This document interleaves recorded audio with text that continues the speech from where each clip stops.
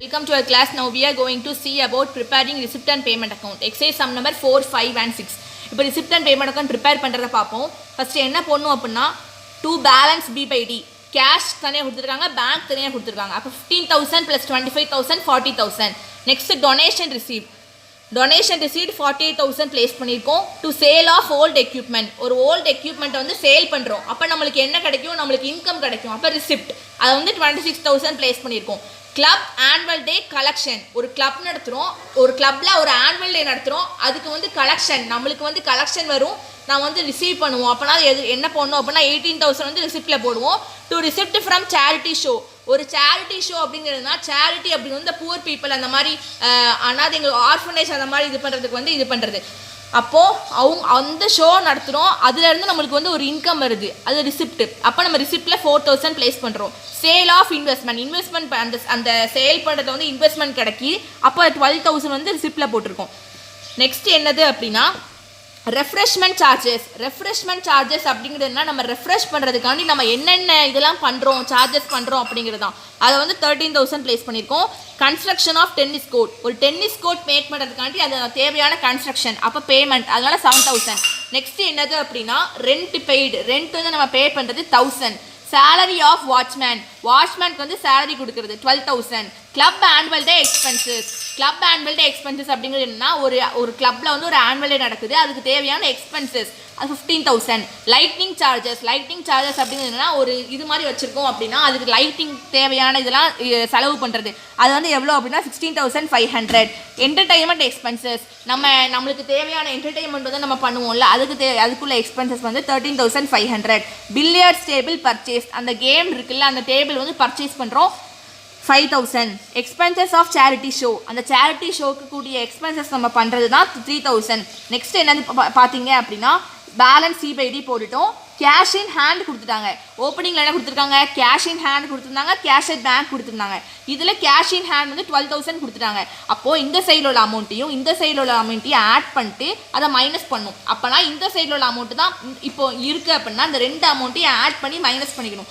Minus பண்ணதுக்கப்புறம் அப்போ இந்த சைடு தான் அதிகமாக இருக்குது, அப்போ அந்த 1,48,000ஐயும் 12,000ஐயும் கூட சேர்த்து ஆட் பண்ணணும். ஆட் பண்ணிவிட்டு இந்த அமௌண்ட்டையும் மைனஸ் பண்ணோம் அப்படின்னா 50,000 கிடைக்கும். அதுதான் என்னது அப்படின்னா cash at bank. Next sum பார்ப்போம். ஓப்பனிங் கேஷ் பேலன்ஸ் வந்து கேஷ் அப்படின்னு கொடுத்துட்டாங்களா, 11,000 கொடுத்துருக்காங்க. டிவிடெண்ட் ரிசீவ் நம்ம ரிசீவ் பண்ணியிருக்கிறது, அப்போ 3,000.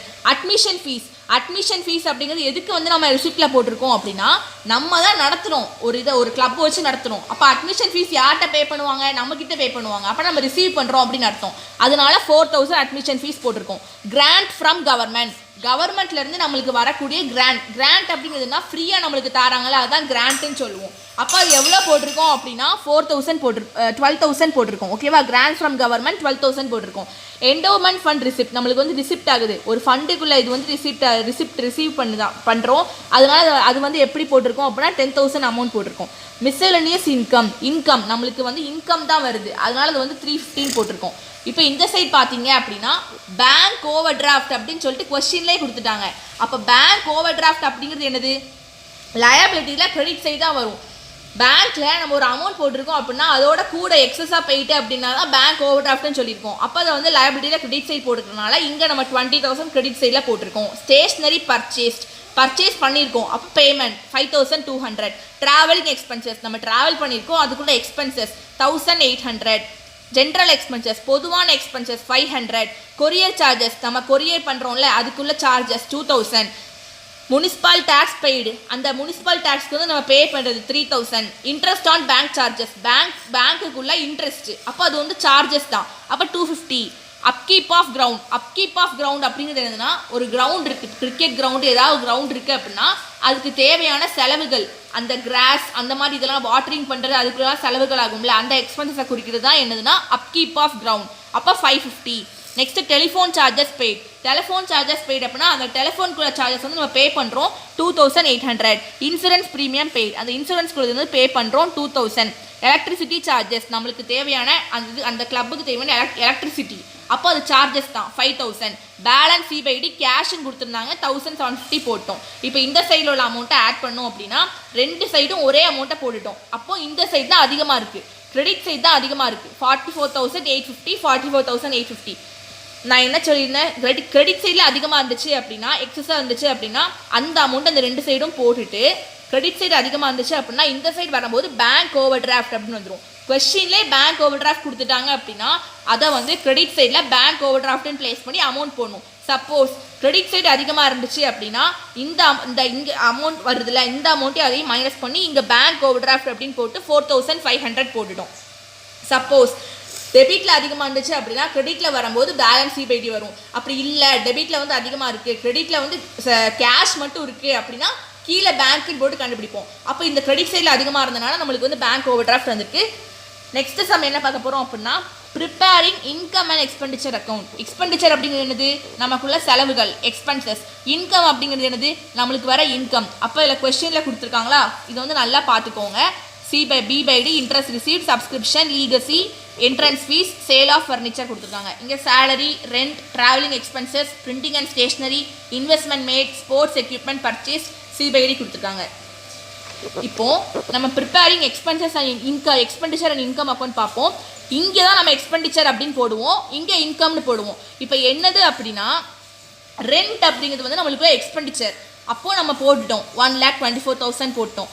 ட்ராவலிங் எக்ஸ்பென்சஸ் நம்மளுக்குள்ள எக்ஸ்பென்சஸ் 2,000 போட்டோம். சேலரி அது ஒரு விதமான எக்ஸ்பென்சஸ் 20,000 போட்டோம். பிரிண்டிங் அண்ட் ஸ்டேஷ்னரி அதுக்குள்ள எக்ஸ்பென்சஸ் 6,000 போட்டோம். நெக்ஸ்ட் இங்கே பார்த்தீங்க அப்படின்னா இன்ட்ரெஸ்ட் ரிசீவ் நம்ம வந்து ரிசீவ் பண்ணியிருக்கோம் 5,000. By subscription 55,000. Entrance fees received 7,000. அப்போ இங்கே ஒரு அமௌண்ட் போட்டோமா 67,000 போட்டிருக்கோம். இங்கேயும் அதே அமௌண்ட்டை போட்டோம். அப்போது இங்கே தான் அதிகமாக இருக்குன்னு அர்த்தம். ஓகேவா? இப்போ இங்கே பாருங்கள், லாஸ் ஆன் சேல் ஆஃப் ஃபர்னிச்சர்னு கொடுத்துருக்காங்களா. இப்போது இங்கே வந்து நம்ம என்ன பண்ணோம் அப்படின்னா, இன்கம் அண்ட் எக்ஸ்பெண்டிச்சர் அக்கௌண்ட்டை பொறுத்த வரைக்கும் B/D, இந்த B/Dக்குள்ள கேஷையும் இந்த C/Dக்குள்ள கேஷையும் எடுக்கக்கூடாது. அப்போனா இன்கம் அண்ட் எக்ஸ்பெண்டிச்சர் அக்கௌண்ட்டில் ஓப்பனிங் பேலன்ஸ், க்ளோசிங் பேலன்ஸ் எடுக்கக்கூடாது. அதே மாதிரி கேபிட்டல் ரிசிப்ட், ரெவன்யூ எக்ஸ்பெண்டிச்சர் எடுக்கக்கூடாது, அசெட் எடுக்கக்கூடாது. அப்போனா கேபிட்டல் ரிசிப்ட் என்னது, ரெவன்யூ எக்ஸ்பெண்டிச்சர் என்னதுன்னு பார்ப்போம். லீகசி அப்படிங்கிறது என்னதுன்னா கேபிட்டல் ரிசிப்ட். அப்போ லீகசிங்கிறது எடுக்கக்கூடாது. ஓகேவா? என்னதெல்லாம் எடுக்கக்கூடாதுன்னா இதில் வந்து ரிசிப்டில் வந்து லீகசி மட்டும் எடுக்கக்கூடாது, ஏன்னா அது வந்து capital receipt.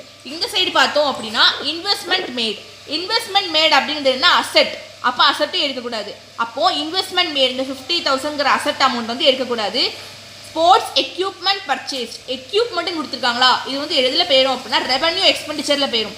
Capital ரிசிப்டும் revenue expenditure எடுக்கக்கூடாதுன்னு சொல்லியிருக்கேன். அப்போ லீகசி நம்ம எடுக்க மாட்டோம், இன்வெஸ்ட்மெண்ட் மேட் எடுக்க மாட்டோம், ஸ்போர்ட்ஸ் எக்யூப்மெண்ட் பர்ச்சேஸ் எடுக்க மாட்டோம். சப்போஸ் எக்யூப்மெண்ட்டுக்கு பதிலாக மெட்டீரியல் கொடுத்துருந்தாங்கன்னா எடுக்கலாம், எக்யூப்மெண்ட் கொடுத்துருந்தாலும் எடுக்கக்கூடாது. அப்போனா இந்த சம்மை பொறுத்த வரைக்கும் legacy, investment made, sports equipment purchased, capital receipt, revenue expenditure, asset, இந்த 3 அமௌண்ட்டையும் நம்ம எடுக்கலை. 3த்தையுமே நம்ம வந்து இந்த எக்ஸ்பெண்டிச்சர் அண்ட் இன்கம் அக்கௌண்ட்டில் நம்ம பிளேஸ் பண்ணலை.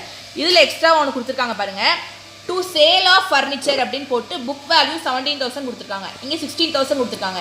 அப்போனா புக் வேல்யூ வந்து 17,000 கொடுத்துருக்காங்க, இங்கே 16,000 இருக்குது. அப்போ நம்ம என்ன பண்ணணும் அப்படின்னா, இது வந்து ப்ராஃபிட்டா லாஸான்னு பார்க்கணும். இதில் வந்து லாஸ். ஏன் அப்படின்னா இங்கே வந்து கம்மி அமௌண்ட் இருக்குது, லெஸ் அமௌண்ட் இருக்குது, இங்கே தான் எக்ஸஸாக இருக்குது. அப்போ இந்த ரெண்டுத்தையும் நம்ம இது பண்ண முடியாது. அப்போனா இது வந்து லாஸ்ன்னு அர்த்தம். சப்போஸ் இந்த 17,000 இங்கே இருந்து இந்த 16,000 இங்கே இருந்துச்சு அப்படின்னா 17,000 16,000 மைனஸ் பண்ணோம் அப்படின்னா 1,000 வருமா. ஆனால் சேல் ஆஃப் ஃபர்னிச்சர் அப்படிங்கிறது வந்து லாஸில் முடிஞ்சிட்டு, இது வந்து ப்ராஃபிட் கிடையாது. ஓகேவா? அப்போ லாஸ் ஆனனால இதை வந்து எக்ஸ்பெண்டிச்சர் அக்கௌண்ட்டில் போடுவோம், இன்கம் அக்கௌண்ட்டில் போட மாட்டோம். சப்போஸ் ப்ராஃபிட் அடிச்சு அப்படின்னா இன்கம் அக்கௌண்ட்டில் போடுவோம். அப்போ அந்த 17,000 16,000 மைனஸ் பண்ணோம் அப்படின்னா 1,000 போடணும். அப்போது இதில் அதனால தான் நம்ம இப்படி போட்டிருக்கோம். Loss on sale of furniture 16,000 minus 15,000 1,000 போட்டோம். இப்போ என்னது அப்படின்னா இந்த அமௌண்ட்டை ஆட் பண்ணும்போது 67,000, அதே 67,000 இங்கே போட்டிருக்கோம். அப்போ நம்மளுக்கு வந்து லாஸ் வந்துட்டோம்னால ரெண்டு அமௌண்ட்டையும் மைனஸ் பண்ணி 1,000 போட்டிருக்கோம். இப்போ பாருங்கள், இங்கே அதிகமாக இருந்துச்சு அப்படின்னா இன்கம் அண்ட் எக்ஸ்பெண்டிச்சர் அக்கௌண்ட்டை பொறுத்த வரைக்கும் ஒன்று சர்ப்ளஸ், இன்னொன்று வந்து சர்ப்ளஸ். ஓகேவா? இங்கே வந்து அதிகமாக இருந்துச்சு அப்படின்னா சர்ப்ளஸ். அப்போது இந்த சைடு வந்து அதிகமாக இருக்குது, கிரெடிட் சைடில் அதிகமாக இருக்குது. கிரெடிட் சைடில் அதிகமாக இருந்துச்சு அப்படின்னா இங்கே போடும்போது டு சர்ப்ளஸ், அதிகமாக இருக்குது, கிரெடிட் சைடில் அதிகமாக இருக்கிறனால இந்த சைட் சர்ப்ளஸ்ன்னு போட்டு இந்த ரெண்டு அமௌண்ட்டையும் மைனஸ் பண்ணி 14,000 போட்டுட்டு இதில் என்ன இருக்குது, இன்கம் தான் அதிகமாக இருக்குது. அப்போ excess of income over expenditure. இதுக்கு என்ன அர்த்தம் அப்படின்னா இன்கம்மை விட எக்ஸ்பெண்டிச்சரை விட இன்கம் தான் அதிகமாக இருக்குது, அதனால தான் excess of income over expenditure அப்படின்னு போட்டிருக்கோம். ஓகே ஸ்டூடெண்ட்ஸ், தேங்க்யூ ஃபார் வாட்சிங் த வீடியோ.